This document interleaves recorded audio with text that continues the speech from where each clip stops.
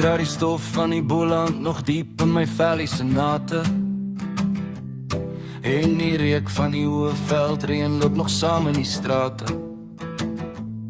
Van klomping se gas, die hitte en die geel van die son. Ek het weggehardloop van alles, nie geweet waarvoor ek kom.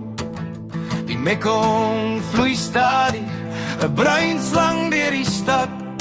En ek mis die braaivleisvuur en die koue van die Kaapse pad.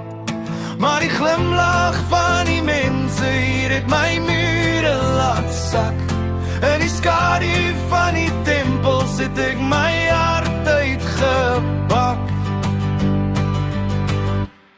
O, my hart is in die syde, maar my voete staan nou in.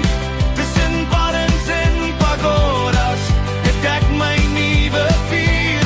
Dis 'n vreemde soort van heimer en soetseer melodie. Suid-Afrika het my gemaak, maar Kambodja laat my leef, kan jy sien. Huis is nie meer net 'n plek op 'n kaart. Dis die vrede in my siel, die hele reis was dit werd. Ek mis die doringboom se fluit en die stem van die kweevoël. Maar die drink ek klapper water en vergeet van die gesukkel en die gedoe. Die rooi grond hier herinner my aan die paaie van die Karoo. Alles die taal anders is die drome maar net so.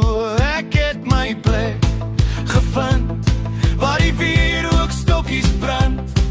'n Safa met 'n nuwe wortel in 'n antieke land. Die trane die rol oor jou bokkie. Die trane die rol oor jou bokkie. Daar waar die son en die maan ondergaan. Bokkie, jy moet huis toe gaan. Ek gaan nêrens en hier is ek vry. Kambodja het 'n deel van my siel